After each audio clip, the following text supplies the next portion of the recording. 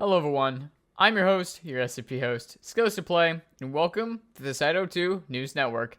In today's news, SCP-1853 has some different properties, SCP-207 is performing worse than before, and SCPs are changing? More on tonight's program. Before we begin, however, I would like to say that I'm now partnered with Terabit. More on them at the end of the video. Our first story comes from our scientists who have been hard at work testing SCP-1853. In a recent development, the scientists noted that SCP-1853's properties have changed. Oddly enough, it seems that 1853 no longer has a greater effect when applying more than one instance of it. Because of this development, the scientists have come up with a new system called Danger to determine the new strengths of the SCP. Here are the details straight from the scientists.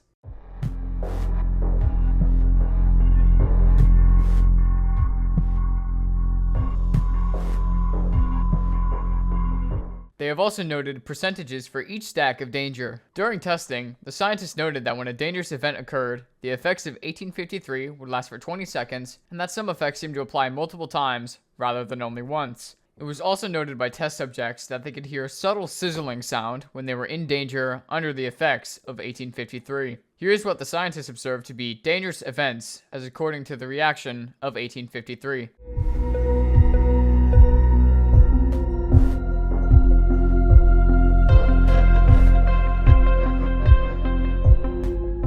Our armorers have made some adjustments to all captains' favorite weapon, the FRMG-0. They should notice that the recoil pattern has been slightly adjusted. Moving on, during a test of 914, scientists noticed a few different items now react differently when upgraded. For example, adrenaline is now different. Before, adrenaline would turn into SCP-1853 33% of the time, and nothing the other 66%. Now, it would become painkillers 66% of the time, and SCP-500 the other 33%. They are unsure why this has happened, but they know for sure that acquiring a drink of 207 or a pill of 500 is no longer possible. They also noted that the E11 on fine always turns into an AK, and that the E11's very fine recipe now turns into an FRMG-0 instead of a Logicer. Scientists are still investigating this strange phenomenon. Yes, the changes to SCP-914's outcomes have been fascinating, to say the least. It seems adrenaline vials no longer have the chance to transform into SCP-1853 instances, which, after 1853's recent mutation, may mean a correlation between the two. We'll of course be looking into all of this. Moving on, recent testing of SCP-207 produced peculiar results. They noted that SCP-207's effects no longer change after consuming only 3 instances. Previously, 4 was the maximum. Changes to 207's damage were also noted, saying that sneaking reduced the damage by 85%, and walking was reduced by 60%. Here are the new values the scientists observed after further testing.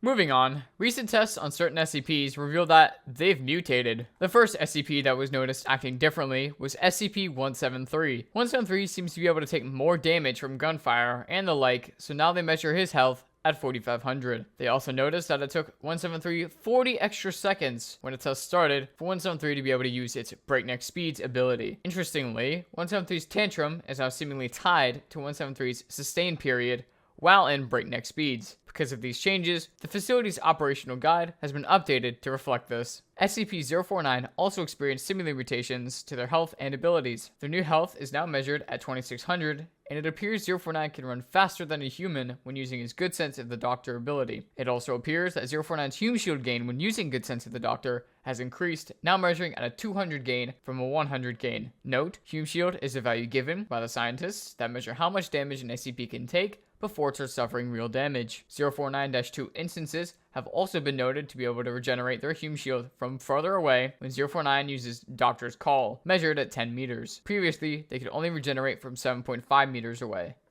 Speaking of 049-2, they have also been seen to have changed. After a recent breach, some brave scientists noted that when a zombie died, it could only be revived once. Previously, 049 could choose to revive the same zombie a maximum of 4 times. They also noted a % change in how strong the zombies were after a revival. Previously, it was a 10% debuff. Now, it's a 25% debuff. Targets of SCP-049's Good Sense of the Doctor ability appear to be stronger now, and have been measured to have 450 health after a resurrection.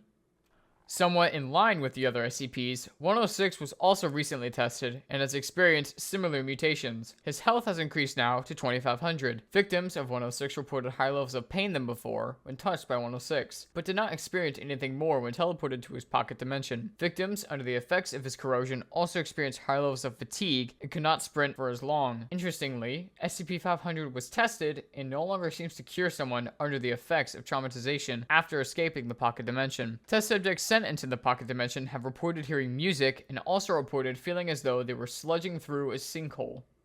Some of the most interesting changes came from SCP-079, who seem to experience the most changes. Seemingly, they are now less effective than before. Here's what scientists noted, and what 079 said itself after a short interview.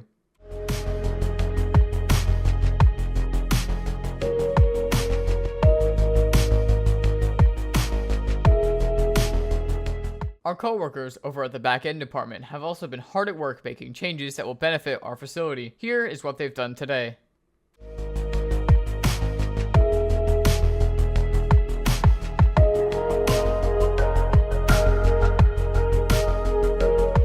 Finally, some facility-approved contractors came in and fixed up some issues that we had. Here is the list of what they fixed.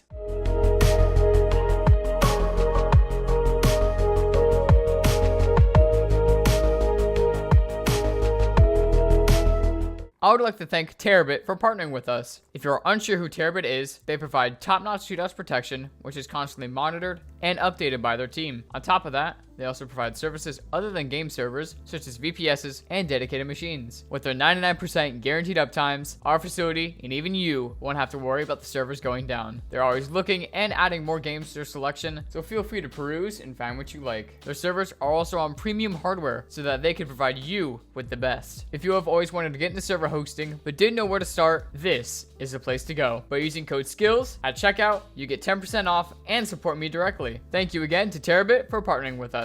And with that, we conclude today's news. Thank you all so very much for watching. If you enjoyed it, make sure to subscribe and like the video, as it helps promote the video to more people. Leaving a comment also lets me interact with you guys more and helps with engagement. You can also join the Discord if you want to talk to me about stuff and videos, whatever. If you want to support me even further, I have a Patreon, link in the description. Well, see you guys in the next story. Goodbye!